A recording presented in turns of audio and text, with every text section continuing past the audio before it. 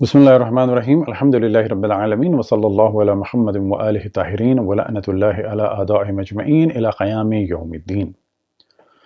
تمام ادیان اور مذاہب کے ماننے والوں کا احترام ہے اور سب کی جان مال عزت آبرو کا احترام ہے۔ کسی کی بھی جان یا مال یا عزت آبرو کو دین یا مذہب یا سیاست کے نام پر خطرے میں نہیں ڈالنا چاہیے، اور گفت و شنید یعنی گفتگو کے ماحول کو ہمیں زیادہ سے زیادہ وسعت دینی چاہیے، اور یہی ڈائلاگ ہیں کہ جس کے ذریعے سے لوگ حق اور باطل سے آشنا ہوتے ہیں۔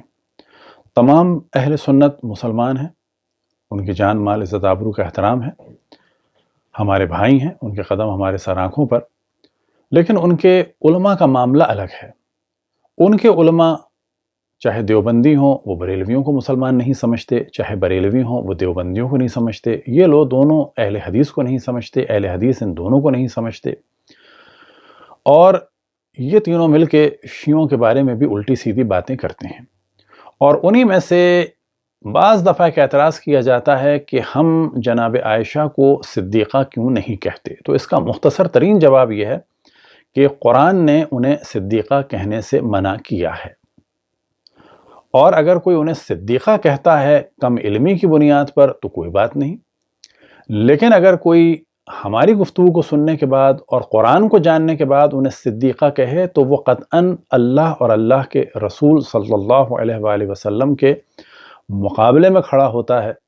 اور اگر جان بوجھ کے کوئی کسی قرآن کے یا صحیح حدیث کے مقابلے میں آئے تو بلا شک وہ دین سے خارج بھی ہو جائے گا۔ اب اس جانب ہم توجہ دلائیں کہ صدیق ہو یا صدیقہ ہو، یہ اصفیہ کا مقام ہے، یعنی ایسے افراد کا مقام ہے کہ جن کی طہارت کو ہم جانتے ہوں، اور جو جھوٹ بولنا تو بڑی بات ہے، جھوٹ کا تصور بھی نہ کریں، چہ جائے کہ رسول اللہ صلی اللہ علیہ وآلہ وسلم کو اذیت دیں اور جھوٹ بولیں، اور اس جھوٹ کا ذکر اور اس اذیت کا ذکر قرآن میں ہو۔ قرآن مجید کا ایک مشہور ترین سورہ کہ جس سے سب آشنا ہیں وہ ہے سورہ تحریم۔ ایک جانب سورہ تحریم میں رسول اللہ صلی اللہ علیہ وآلہ وسلم کی دو ازواج کی بڑی شدید مذمت ہے، اور ایسی مذمت ہے کہ وہ کسی بھی دشمن خدا اور رسول کے لیے اتنے سخت الفاظ نہیں آئے۔ تو دوسری جانب ہم دیکھتے ہیں کہ آیے تطہیر ہے، تو ایک جانب وہ لوگ ہیں کہ جن کی طہارت کا اعلان ہے، یعنی صاحبان تطہیر، اور دوسری جانب وہ لوگ ہیں کہ جن کا ذکر تحریم میں ہے۔ اب آیے تطہیر کہ جس کی شان نزول یہ ہے کہ رسول اللہ صلی اللہ علیہ وآلہ وسلم نے اپنی چادر میں مولا امیر المومنین جناب سیدہ امام حسن امام حسین کو لیا، اور یہ آیت نازل ہوئی انما یرید اللہ لیذہب عنکم رجس اہل البیت ویطہرکم تطہیرا۔ پس جو بضعۃ الرسول ہیں، یعنی رسول کا حصہ ہیں، رسول کا ٹکڑا ہیں، جن کے لیے رسول اللہ صلی اللہ علیہ وآلہ وسلم کی تواتر سے احادیث ہیں کہ یہ سیدہ نساء العالمین ہیں، صدیقہ ہیں، تو در حقیقت صدیقہ کہا جا سکتا ہے جناب فاطمہ سلام اللہ علیہا کو۔ اور جیسا کہ ہم نے توجہ دلائی کہ جناب عائشہ کے لیے لفظ صدیقہ استعمال کرنا در حقیقت قرآن کی مخالفت ہے۔ اور پھر ہم توجہ دلائیں کہ جو علم نہ رکھتے ہوں وہ کہہ دیں تو کوئی بات نہیں، لیکن جو علم رکھتے ہوں وہ قطعاً گناہگار ہوں گے، اور اگر وہ یہ جانتے ہوں کہ خدا کے مقابلے میں کھڑے ہیں تو دین سے خارج بھی ہو جائیں گے۔ یہ تاریخ اسلام میں ہوتا چلا آیا ہے کہ مولا امیر المومنین کے القاب دوسروں کو دیے گئے۔ اس پہ ہمارا تفصیلی ڈسکشن ہے جو آپ کے سامنے لنک آ جائے گا، کہ صدیق اکبر، فاروق مولا امیر المومنین کے القاب تھے۔ امیر المؤمنین بھی رسول اللہ صلی اللہ علیہ وآلہ وسلم نے، اور جیسا کہ ہم نے توجہ دلائی صدیق اکبر اور فاروق، یہ القاب رسول اللہ صلی اللہ علیہ وآلہ وسلم نے مولا امیر المومنین کو دیے ہیں، لیکن یہ القاب دوسروں کو دے دیے گئے۔ اسی طریقے سے جناب عائشہ کے لیے ہم سے سوال ہوتا ہے کہ ہم انہیں صدیقہ کیوں نہیں کہتے، تو اس کا جواب آپ کی خدمت میں حاضر ہے۔ آپ کے سامنے ہے سورہ تحریم، اور ریڈ سے ہم نے ہائی لائٹ کر دیا ہے ان تتوبا الی اللہ فقد صغت قلوبکما۔ یہ ہے اصل موضوع۔ اب ان تمام آیات کو بعد میں ہم تفصیل سے بیان کریں گے، پہلے اصل ماجرا بیان کریں۔ رسول اللہ صلی اللہ علیہ وآلہ وسلم اپنی ایک زوجہ کہ جن کا نام تھا زینب بنت جہش، ان کے پاس جاتے تھے اور کچھ زیادہ رکتے تھے، اور یہ چیز بری لگتی تھی جناب عائشہ کو اور جناب حفصہ کو، لہٰذا ان دونوں نے مل کر ایک پلان بنایا، اور وہ پلان یہ تھا کہ ہم میں سے جس کے پاس بھی رسول اللہ صلی اللہ علیہ وآلہ وسلم آئیں جناب زینب بنت جہش کے گھر سے یا کمرے سے ہوتے ہوئے، تو ہمیں ان سے یہ کہنا ہے۔ کس سے کہنا ہے؟ رسول اللہ صلی اللہ علیہ وآلہ وسلم سے کہنا ہے کہ آپ کے منہ سے بدبو آ رہی ہے۔ کس چیز کی؟ مغافیر کی۔ مغافیر ایک گوند تھا یا گوند ہوتا ہے حجاز میں، کہ جو ایک درخت سے نکلتا ہے، اور اسے اس زمانے میں کھایا جاتا تھا، بالکل اس طرح سے جیسے کہ آج گوند کا استعمال ہے، لیکن گوند کا ایک اور استعمال عرب دنیا میں تھا اور آج بھی ہے، اور ان میں سے ایک مشہور گوند ہے جسے کہتے ہیں کندر، اور اسے جب چباتے ہیں تو وہ چوئنگم جیسا ہو جاتا ہے، لیکن اس مغافیر کے گوند میں بدبو ہوتی تھی۔ اب جب رسول اللہ صلی اللہ علیہ وآلہ وسلم آئے ان دونوں خواتین کے پاس، تو انہوں نے رسول اللہ صلی اللہ علیہ وآلہ وسلم کو اذیت دی، ان کی توہین کی کہ آپ کے منہ سے مغافیر کی بدبو آ رہی ہے۔ تو پہلی بات اذیت دی،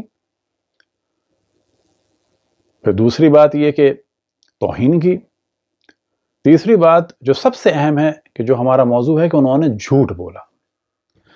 عام جھوٹ بولنے والا صدیق نہیں ہو سکتا، تو رسول اللہ صلی اللہ علیہ وآلہ وسلم کو اذیت دیتے ہوئے ان سے جھوٹ کہا جائے، ان سے جھوٹ بولا جائے، وہ بھی ایک زوجہ کی حسد میں بولا جائے، کہ کسی کی جان بچانے کے لیے جھوٹ بولا الگ موضوع ہے، بلا وجہ جھوٹ بولا الگ موضوع ہے، نہ رسول اللہ صلی اللہ علیہ وآلہ وسلم کو اذیت دینے کے لیے، ان کی زوجہ سے ان کو دور کرنے کے لیے یہ جھوٹ بولا ان دو خواتین نے، اس پر یہ آیت نازل ہوئی۔ تو اب کیسے کہا جا سکتا ہے ان میں سے کسی کو بھی صادقہ یا صدیقہ؟ صدیقہ تو بہت بڑی چیز ہے، حتیٰ صادقہ بھی مطلقاً نہیں کہہ سکتے۔ کسی ایک موضوع میں کہا جا سکتا ہے کہ وہ سچ کہہ رہی ہیں، لیکن یہ کہا جائے کہ وہ سچی تھیں، کبھی جھوٹ نہیں بولا، چہ جائے کہ صدیقہ، تو یہ قرآن کے خلاف ہے۔ اب سب سے پہلے آپ کے سامنے ہے صحیح بخاری جلد نمبر 6، کہ جس میں یہ ساری داستان آپ کے سامنے آ جائے گی، اور میں اضافے کے ساتھ۔ صفحہ نمبر ہے 451 اور حدیث نمبر ہے 4912، اور ہائی لائٹ ہم نے کر دیا ہے۔ ان سے حضرت عائشہ نے بیان کیا، سند کو ہم نے چھوڑ دیا ہے، کہ رسول اللہ صلی اللہ علیہ وآلہ وسلم زینب بنت جہش رضی اللہ عنہا کے گھر میں شہد پیتے اور وہاں ٹھہرتے تھے۔ میں نے اور حفصہ رضی اللہ عنہا نے ایسا کیا کہ ہم میں سے جس کے پاس بھی حضرت صلی اللہ علیہ وآلہ وسلم زینب کے ہاں سے شہد پی کر آنے کے بعد داخل ہوں تو وہ کہے کہ کیا آپ نے پیاز کھائی ہے؟ یہ پیاز روایت میں نہیں ہے، اصل میں ہے مغافیر۔ یہاں پہ پیاز سے مراد ہے کہ یعنی بدبو والی چیز، آپ کے منہ سے مغافیر کی بو آتی ہے، یعنی یہ نہیں کہ فقط آ جا رہی ہے، بو آتی ہے۔ چنانچہ جب آپ تشریف لائے تو منصوبے کے تحت یہی کہا گیا، منصوبے کے تحت یہی کہا گیا، یعنی جھوٹ بولا گیا۔ حضرت بدبو کو بہت ناپسند فرماتے تھے، اس لیے آپ نے فرمایا میں نے مغافیر نہیں کھائی ہے، البتہ زینب بنت جہش رضی اللہ عنہا کے ہاں سے شہد پیا تھا، لیکن اب میں اسے بھی ہرگز نہیں پیوں گا، میں نے اس کی قسم کھا لی ہے، لیکن تم کسی سے اس کا ذکر نہ کرنا، یعنی کسی سے نہ کہنا کہ زینب بنت جہش کے ہاں جو میں نے شہد پیا ہے اس سے ایسی بو آ رہی ہے جیسے کہ مغافیر کی۔ اب ہے جلد نمبر 7 صحیح بخاری کی، اور صفحہ نمبر ہے 43 اور حدیث نمبر ہے 5267۔ میں نے حضرت عائشہ سے سنا کہ انہوں نے بیان کیا کہ نبی کریم ام المؤمنین زینب بنت جہش رضی اللہ عنہا کے ہاں ٹھہرتے تھے، اب موضوع ٹھہرنا، اور ان کے ہاں شہد پیا کرتے تھے۔ چنانچہ میں نے اور حفصہ رضی اللہ نے مل کر صلاح کی، یعنی ایک سازش کی کہ حضرت صلی اللہ علیہ وسلم ہم میں سے جس کے ہاں بھی تشریف لائیں تو حضرت صلی اللہ علیہ وسلم سے یہ کہا جائے کہ آپ کے منہ سے مغافیر، اب بریکٹ میں کیا ہے، ایک خاص قسم کی بدبودار گوند کی بو آتی ہے، کیا آپ نے مغافیر کھایا ہے؟ حضرت صلی اللہ علیہ وسلم اس کے بعد، یہ ہم نے نیلے سے ہائی لائٹ کیا، یعنی انہوں نے جھوٹ بولا، ہم میں سے ایک کے ہاں تشریف لائے تو انہوں نے حضرت سے یہی بات کہی، کیا کہی؟ کہ آپ کے منہ سے بدبو آ رہی ہے جبکہ نہیں آ رہی ہے، یعنی جھوٹ بولا۔ حضرت صلی اللہ علیہ وسلم نے فرمایا کہ نہیں، بلکہ میں نے زینب بنت جہش رضی اللہ عنہا کے ہاں شہد پیا ہے، اب دوبارہ نہیں پیوں گا۔ اس پر یہ آیت نازل ہوئی کہ اے نبی، آپ وہ چیز کیوں حرام کرتے ہیں جو اللہ نے آپ کے لیے حلال کی ہے؟ اور کہاں تک آیت آئی؟ ان تتوبا الی اللہ، یہ حضرت عائشہ اور حفصہ رضی اللہ عنہما کی طرف خطاب ہے۔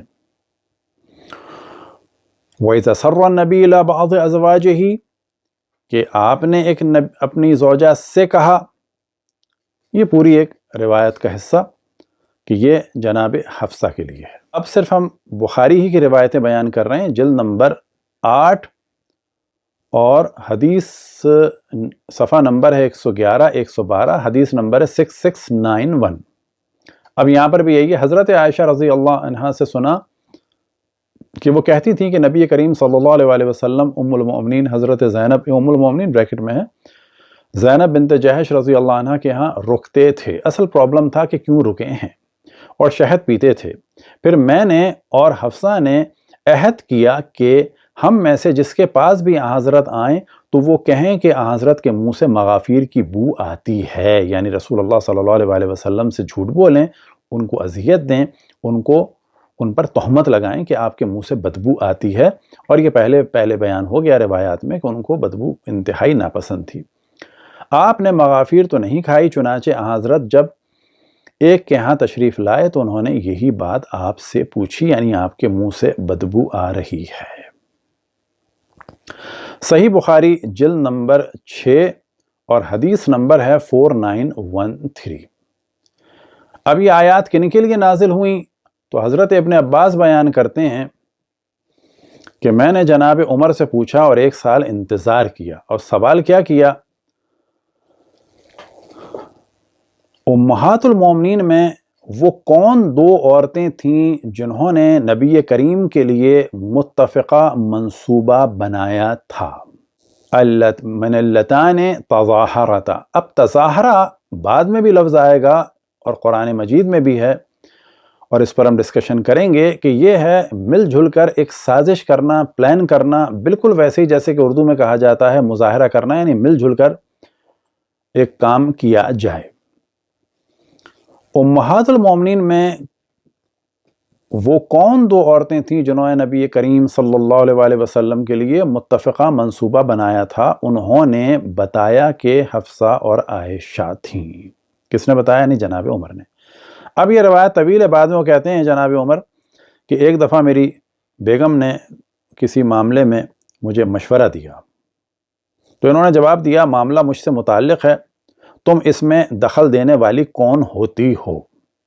میری بیوی نے اس پر کہا، خطاب کے بیٹے، تمہارے اس طرز عمل پر حیرت ہے، تم اپنی باتوں کا جواب برداشت نہیں کر سکتے، تمہاری لڑکی بریکٹ میں ہے یعنی جناب حفصہ، تو رسول اللہ صلی اللہ علیہ وسلم کو بھی جواب دیتی ہیں، یعنی باقاعدہ جواب بھی دیتی تھی رسول اللہ صلی اللہ علیہ وسلم کو۔ ایک دن تو اس نے حضرت صلی اللہ علیہ وسلم کو غصہ بھی کر دیا تھا، یعنی حضرت صلی اللہ علیہ وسلم پر غصہ کیا انہوں نے، کس نے؟ جناب حفصہ نے۔ یہ سن کر حضرت عمر کھڑے ہوئے اور اپنی چادر اوڑھ کر حضرت حفصہ کے گھر پہنچے اور فرمایا، بیٹی کیا تم رسول اللہ کی باتوں کا جواب دے دیتی ہو؟ یہاں تک کہ ایک دن تم نے حضرت کو دن بھر ناراض بھی رکھا۔ اب آپ تصور کریں کہ رسول اللہ صلی اللہ علیہ وسلم کو دن بھر ناراض رکھا۔ حضرت حفصہ نے عرض کیا، ہاں اللہ کی قسم ہم حضور کو کبھی جواب دے دیتے ہیں، یعنی ہم جواب دے دیتے ہیں۔ اب نیلے سے ہم نے بعد میں اس کو پھر ہائی لائٹ کیا ہے۔ حضرت عمر رضی اللہ نے کہا کہ میں نے کہا، جان لو میں تمہیں اللہ کی سزا اور اس کے رسول کی سزا سے ڈراتا ہوں۔ بیٹی، اب یہاں پر نیلے سے دیکھیں کہ جناب عمر جناب عائشہ کے بارے میں کیا نظریہ رکھتے تھے۔ بیٹی، اس عورت کی وجہ سے دھوکہ میں نہ آ جانا جس نے حضور اکرم کی محبت حاصل کر لی ہے۔ کس عورت کے دھوکے میں نہ آنا؟ یعنی جناب عمر نصیحت کر رہے ہیں جناب حفصہ کو، اس عورت کی وجہ سے دھوکہ میں نہ آ جانا جس نے حضور اکرم کی محبت حاصل کر لی ہے۔ ان کا اشارہ حضرت عائشہ کی طرف تھا۔ اب آپ تصور کریں کہ جناب عمر فرما رہے ہیں اپنی بیٹی سے کہ حضرت عائشہ کے دھوکے میں نہ آنا۔ دھوکہ دینے والا کبھی صادق یا صدیق نہیں ہو سکتا، دھوکے دینے والی کبھی صادقہ یا صدیقہ نہیں ہو سکتی۔ ام المومنین حضرت ام سلمہ کے پاس آیا۔ اب جناب عمر پہنچے جناب ام المومنین حضرت ام سلمہ صلوات اللہ وسلام علیہا کے پاس، جو واقعاً شان رکھتی تھی کہ رسول اللہ صلی اللہ علیہ وسلم کی زوجہ ہوں، کے پاس آیا کیونکہ وہ بھی میری رشتہ دار تھیں۔ میں نے ان سے بھی گفتگو کی۔ انہوں نے کہا، ابن خطاب، تعجب ہے کہ آپ ہر معاملے میں دخل اندازی کرتے ہیں اور آپ چاہتے ہیں کہ حضرت اور ان کی ازواج کے معاملات میں بھی دخل دیں۔ یعنی حضرت ام سلمہ نے ایک طرح سے ان کی تنبیہ کر دی۔ اب جب یہ فرماتے ہیں کہ ایک دن حملے کا خطرہ تھا، ایک دن اچانک میرے انصاری دوست نے دروازہ کھٹکایا اور کہا، کھولو کھولو کھولو۔ میں نے کہا، معلوم ہوتا ہے غسانی آ گئے ہیں، یعنی غسانی قوم کے حملے کا خطرہ تھا۔ انہوں نے کہا، بلکہ اس سے بھی زیادہ اہم معاملہ پیش آ گیا ہے، وہ یہ کہ رسول کریم صلی اللہ علیہ وسلم نے اپنی بیویوں سے علیحدگی اختیار کر لی ہے۔ میں نے کہا، یعنی جناب عمر فرماتے ہیں، میں نے کہا کہ حفصہ اور عائشہ کی ناک غبار آلود ہو۔ جیسے ہم لوگ کہتے ہیں نا کہ اس کی ناک زمین پہ رگڑی جائے، تو فارسی میں ہے ان دونوں کی ناک، عربی میں ہے کہ ان دونوں کی ناک غبار آلود ہو۔ اب یہ کہتے ہیں کہ رسول اللہ صلی اللہ علیہ وسلم کے پاس پہنچے، وہ چھت پر تھے، اجازت لی اور رسول اللہ صلی اللہ علیہ وسلم سے کہا کہ میں جناب ام سلمہ کے پاس پہنچا تھا۔ تو ابھی بتاتے ہیں کہ جب میں حضرت ام سلمہ کی گفتگو پر پہنچا تو آپ کو ہنسی آ گئی، یعنی حضرت ام سلمہ نے جو تنبیہ کی تھی جناب عمر کی، یہ جب حضرت عمر نے بتایا کہ حضرت ام سلمہ نے کہا تم ہر معاملے میں دخل اندازی کرتے ہو، اب رسول اللہ صلی اللہ علیہ وسلم کے گھر کے معاملات میں بھی دخل اندازی کرو گے، تو رسول اللہ صلی اللہ علیہ وسلم کو اس پر ہنسی آ گئی۔ اب آپ کے سامنے حدیث ہے 4914، اور یہاں پر بھی جناب حضرت ابن عباس رضوان اللہ تعالیٰ علیہ سے حدیث ہے کہ انہوں نے جناب عمر سے سوال کیا، وہ کون دو عورتیں تھیں جنہوں نے رسول اللہ صلی اللہ علیہ وسلم کے ستانے کے لیے منصوبہ بنایا؟ من المرأتان اللتان تظاہرتا علی رسول اللہ۔ اب یہاں تظاہرتا کے معنی کیا ہیں کہ جنہوں نے گٹھ جوڑ کیا اور رسول اللہ صلی اللہ علیہ وسلم کے خلاف ایک پلاننگ کی، اور آپ کے سامنے عیناً یہی عبارت آ جائے گی، اردو سے ہم صحیح بخاری سے بیان کر رہے ہیں، اور ایک کلپ بھی دکھائیں گے ڈاکٹر اسرار احمد کا کہ کوئی یہ نہ کہے کہ ہم نے توہین کر دی۔ ابھی میں نے اپنی بات پوری بھی نہیں کی تھی کہ انہوں نے کہا، یعنی جناب عمر نے کہا کہ وہ عائشہ اور حفصہ تھیں۔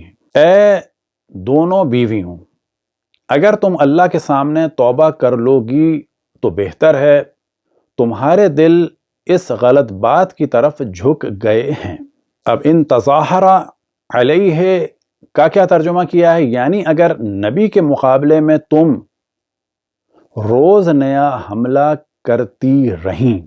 اب یہ دیکھیں کہ یہ مترجم یہاں پر جو ترجمہ کر رہے ہیں جناب عائشہ اور جناب حفصہ کے لیے، وہ کیا کر رہے ہیں ترجمہ؟ یعنی اگر نبی کے مقابلے میں تم روز نیا حملہ کرتی رہیں تو ان کا مددگار تو اللہ ہے اور جبرائیل ہیں اور نیک مسلمان ہیں، اور ان کے علاوہ فرشتے بھی مددگار ہیں۔ اب اگلی روایت ہے، وہاں پر بھی یہی موضوع ہے، 4915۔ اب یہاں پر توجہ رہے کہ ہم صحیح بخاری سے باہر نہیں نکلے ہیں ابھی۔ یہاں پر کیا ہے، اور یہ بھی جناب ابن عباس سے ہے، انہوں نے بیان کیا کہ میں نے حضرت عمر سے ان دو عورتوں کے متعلق سوال کرنا چاہا جنہوں نے رسول اللہ صلی اللہ علیہ وسلم کے اوپر زور کیا تھا۔ 1 سال میں ایسی فکر میں رہا، پھر بالآخر اس کے بعد انہوں نے سوال کیا وہ عورتیں کون تھیں جنہوں نے نبی کریم صلی اللہ علیہ وآلہ وسلم کے مقابل ایسا کیا، ان کے مقابلے میں آ گئی تھیں۔ ابھی میں نے اپنی بات پوری نہ کی تھی کہ انہوں نے کہا وہ عائشہ اور حفصہ تھیں۔ تو یہاں سے اس بات کو واضح ذہن میں رکھیں کہ یہ والی وہ چیزیں ہیں کہ جو تمام تفاسیر اہل سنت میں ہیں، اور تقریباً تمام کتب روائی یعنی کتب روایات اہل سنت میں ہیں۔ لیکن علماء اہل سنت کی روش یہ ہے کہ وہ ان چیزوں کو چھپاتے ہیں اور پھر شور یہ کرتے ہیں کہ اگر کوئی ان کو بیان کرے تو وہ توہین کر رہا ہے۔ اب یہ ساری چیزیں آپ کے سامنے ہیں، اور پھر ہم توجہ دلائیں کہ اس کے بعد اگر کوئی صادقہ یا صدیقہ کہے تو وہ قرآن اور حدیث کے مقابلے میں کھڑا ہے، خصوصاً رسول اللہ صلی اللہ علیہ وآلہ وسلم کے۔ اب آپ کے سامنے کلپ ہے ڈاکٹر اسرار کا کہ وہ ان تطوبہ کے اوپر ڈسکشن کر رہے ہیں کہ شیعہ بغض رکھتے ہیں، لہٰذا وہ کہتے ہیں دل ٹیڑھے ہو گئے۔ تو ہم دیکھیں گے کہ علماء اہل سنت نے اردو میں کیا ترجمہ کیا ہے اور کیسے بات کو گھمایا ہے، اور عربی میں ان تطوبہ کے لیے کیا کہا گیا ہے، اور پھر کچھ بعد کی آیات کے بارے میں بھی اسی ضمن میں ڈسکشن ہو جائے گا۔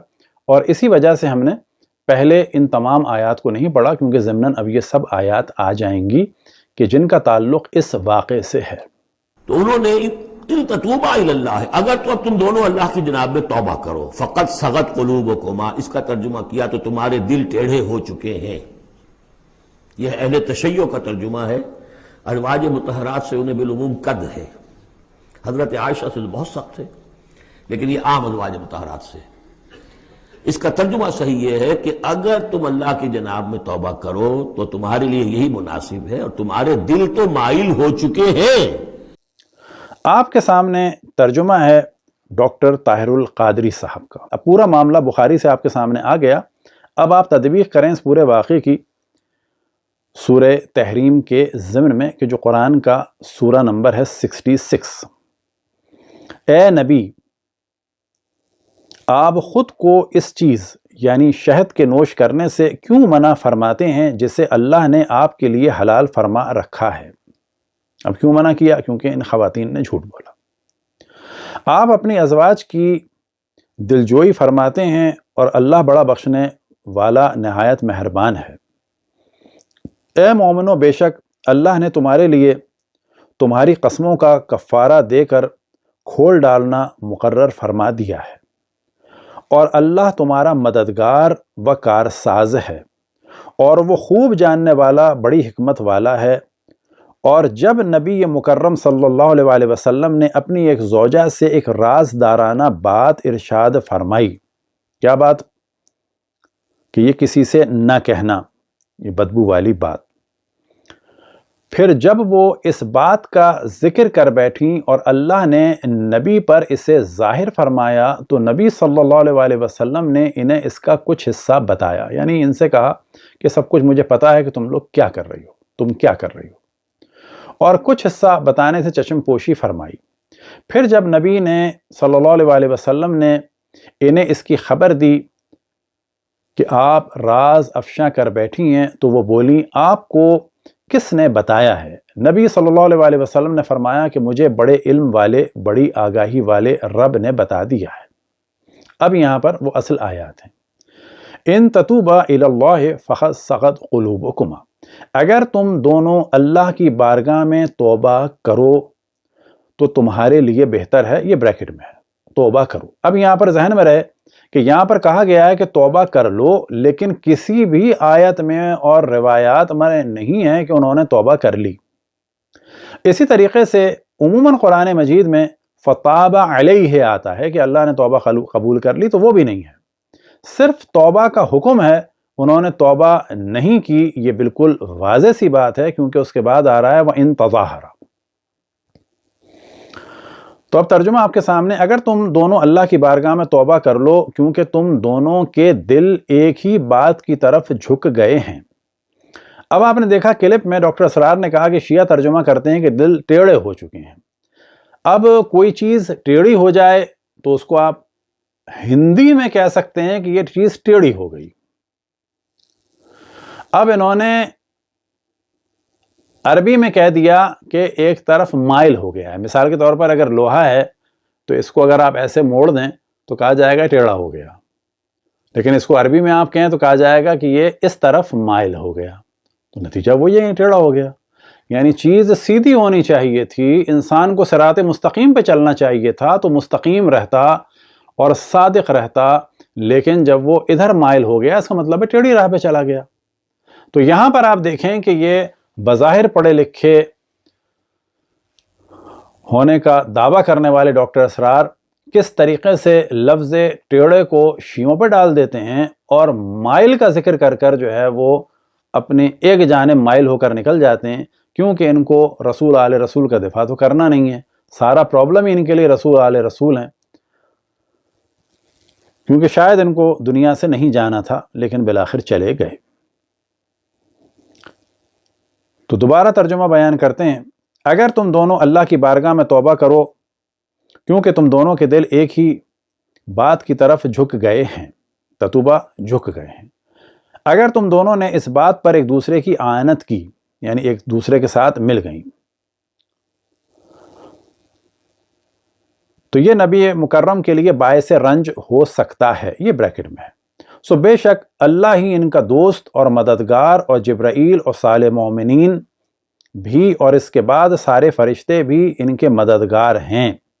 یعنی یہ جو ہے جملہ بڑا سخت ہے، وَإِن تَظَاهَرَ، اگر تم اب بھی گٹھ جوڑ کر رسول کے مقابلے میں کھڑی رہیں، اور یاد رکھو تو رسول اللہ صلی اللہ علیہ وسلم کا حامی و یاور و ناصر اور مددگار جو ہے وہ اللہ سبحانہ و تعالیٰ ہے، اور جناب جبرائیل ہیں، اور صالح المؤمنین ہیں، اور ملائکہ ہیں۔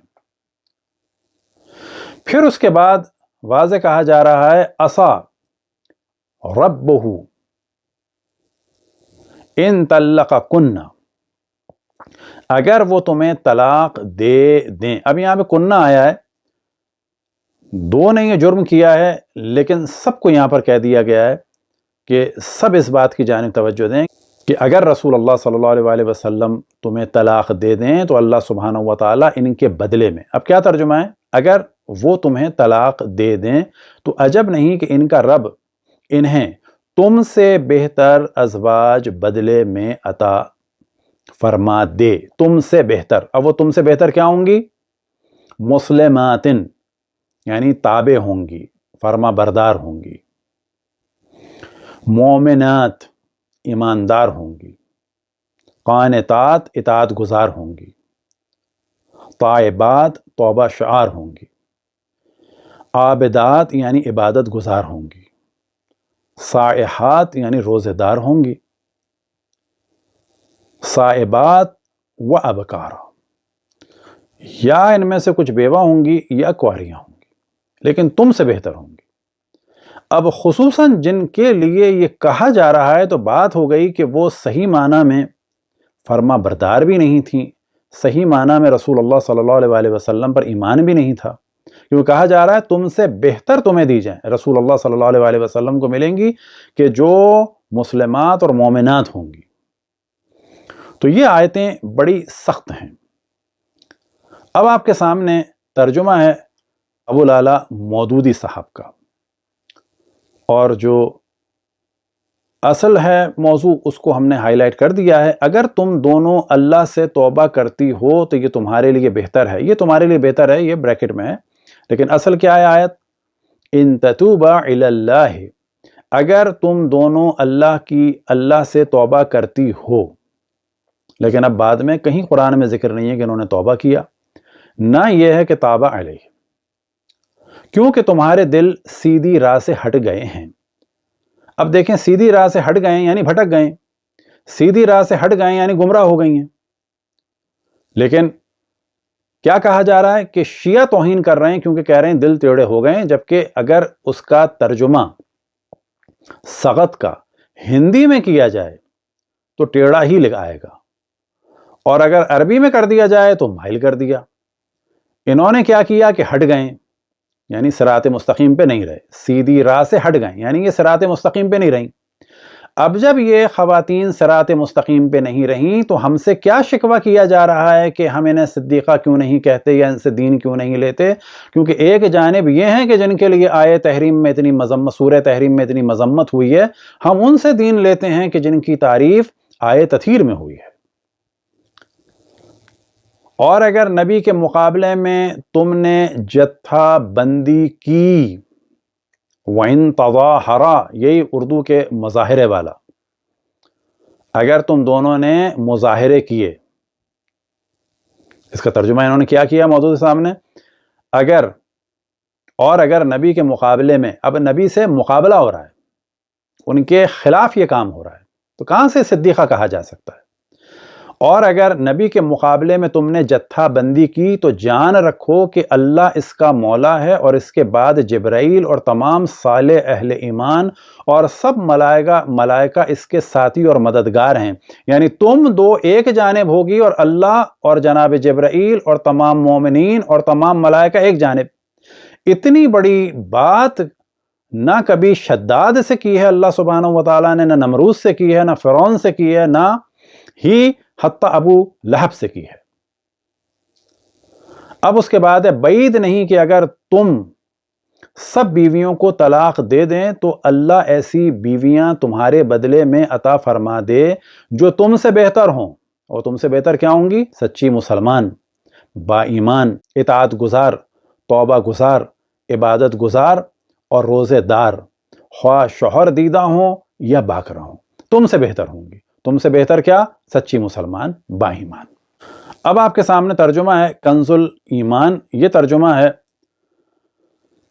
احمد رضا بریلوی صاحب کا۔ تو انہوں نے کیا ترجمہ کیا ہے؟ فقط سغت قلوبکما کا، ضرور تمہارے دل راہ سے کچھ ہٹ گئے ہیں، یعنی صراط مستقیم پہ تم نہیں ہو۔ اگر کوئی صراط مستقیم پہ نہ ہو تو یہی کہا جائے گا کہ یہ سیدھی راہ پہ نہیں ہے، تو کس راہ پر ہیں؟ ٹیڑھی راہ پر ہیں۔ اب لفظ ٹیڑھا کہہ دیا جائے یا ہٹ گئے کہہ دیا جائے یا مائل کہہ دیا جائے، ہو گئے۔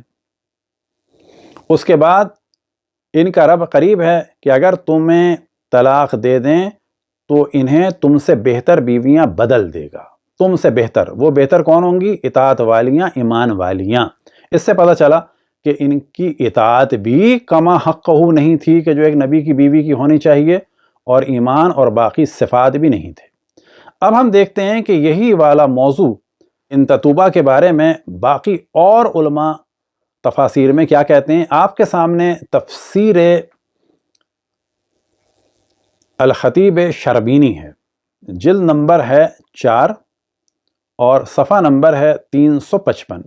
اب یہاں پر دیکھیں، فقط سغت قلوبکما والمعنی ان تتوبہ فقط وجد منکما ما یوجب التوبہ، کہ اگر تم توبہ کرو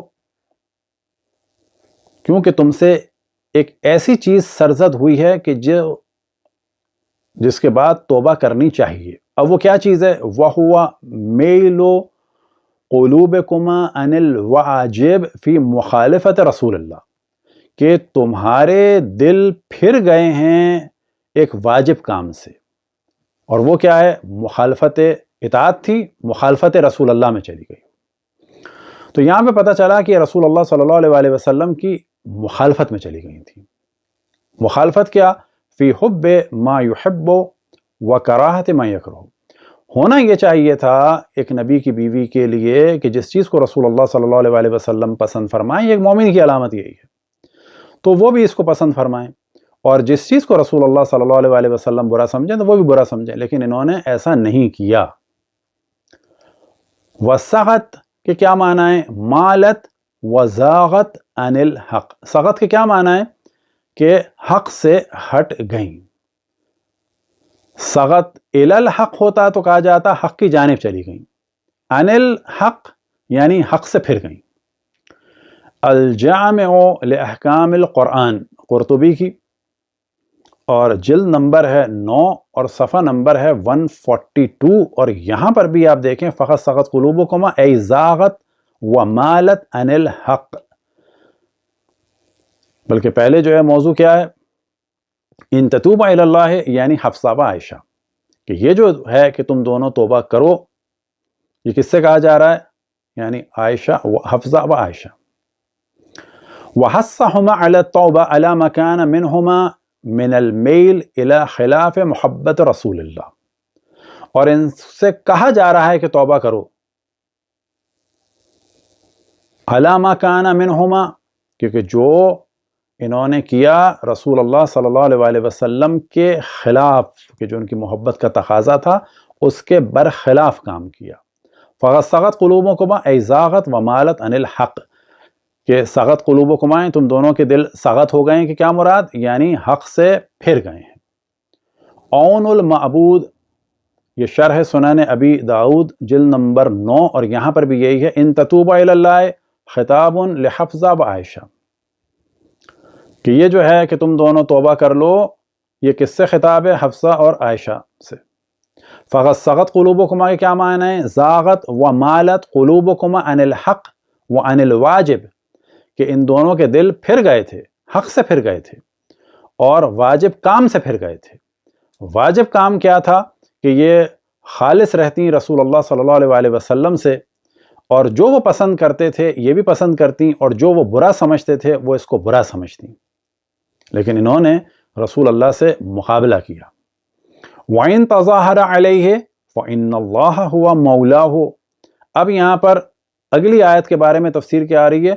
فوج و مظاہر، یعنی یہاں پر پوری اللہ سبحانہ و تعالیٰ ایک فوج کا ذکر کر رہا ہے کہ جو رسول اللہ صلی اللہ علیہ وسلم کا ساتھ دے گی، کیونکہ ان دو خواتین نے اتنا بڑا گٹھ جوڑ کیا رسول اللہ صلی اللہ علیہ وسلم کے مقابلے میں، کہ اللہ سبحانہ و تعالیٰ نے ان کے مقابلے میں جو کچھ بیان کیا وہ کیا ہے کہ ان کے مقابلے میں کون ہوگا؟ اللہ اور جناب جبرائیل اور تمام مومنین اور تمام ملائکہ۔ تو یہ بھی ذہن توجہ دلا رہے ہیں کہ ان کا جو تظاہر تھا، یعنی ان کا جو گٹھ جوڑ تھا، وہ بڑا سخت تھا۔ اب جب رسول اللہ صلی اللہ علیہ وسلم کی زندگی میں انہوں نے ایسا کر دیا، اور پھر ہم دیکھتے ہیں کہ جناب عثمان کے لیے انہوں نے کہا اقتلوا ناصل فقط کفرا، کہ ایک یہودی سے نسبت دیتی تھیں لمبی داڑھی والے سے، اور کہتی تھیں کہ یہ کافر ہو گیا، اسے قتل کر دو۔ پھر مولا امیر المومنین سے جنگ کی، تو لوگ کہتے ہیں کیسے ہو سکتا ہے؟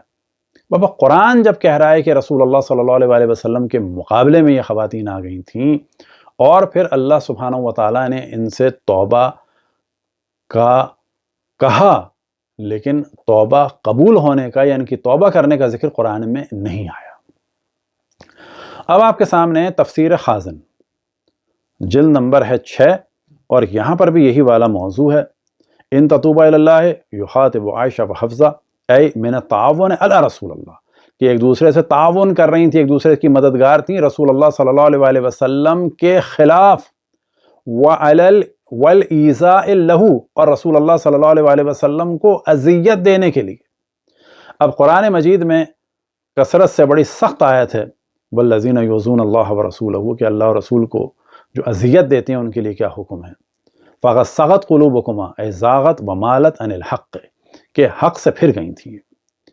پھر اس کے حاشیے میں جو تفسیر ہے یعنی تفسیر بغوی تو وہاں پر بھی یہی والا موضوع ہے، اے من التعاون علی النبی بالایذاء، کہ ان دو خواتین نے جو مل کر گٹھ جوڑ کیا تھا کس کے لیے؟ رسول اللہ صلی اللہ علیہ وآلہ وسلم کو ایذا دینے کے لیے۔ یہ تھا تظاہر، گناہ یہ تھا کہ جس پہ کہا گیا توبہ کرو، اور فقط سغت قلوبکما ای زاغت و مالت عن الحق، کہ یہ حق سے پھر گئی تھی۔ اگر تم دونوں نے کوئی گٹھ جوڑ کر لیا، ان تظاہرہ علیہ محمد کے خلاف صلی اللہ علیہ وسلم، کوئی متحدہ بھاگ بنا لیا، تو سن لو فإن اللہ هو مولاه وجبریل وصالح المؤمنین والملائکۃ بعد ذلک ظہیر، کہ اللہ ان کا ولی ہے، دوست ہے، پشت بنا ہے، مددگار ہے، پھر جبرائیل ہے، پھر تمام صالح اہل ایمان ہے، پھر یہ کہ تمام فرشتے بھی اس کے بعد ان کے پشت بنا ہے۔ تو یہ گفتگو تھی اس عنوان سے کہ بعض دفعہ پریشر ڈیولپ کیا جاتا ہے، یا ٹاک شوز میں کہا جاتا ہے، یا خود ہم سے کہا جاتا ہے کہ آپ اگر ان کا نام لیتے ہیں جناب عائشہ کا تو وہ احترام کیوں نہیں کرتے جو جناب حضرت فاطمہ الزہرا صلوات اللہ وسلام علیہا کرتے ہیں؟ تو جواب یہ ہے کہ جناب حضرت فاطمہ صلوات اللہ وسلام علیہا واقعاً اللہ رسول کے نزدیک صدیقہ ہیں، ان کے لیے آیت تطہیر نازل ہوئی ہے، ان کے لیے سورہ تحریم نازل ہوا ہے۔ وہ رسول اللہ صلی اللہ علیہ وآلہ وسلم کے لیے اتنی عزیز تھیں کہ آپ فرماتے تھے کہ فاطمہ تو ام ابیہا، کہ فاطمہ اپنے باپ کی بھی ماں ہے۔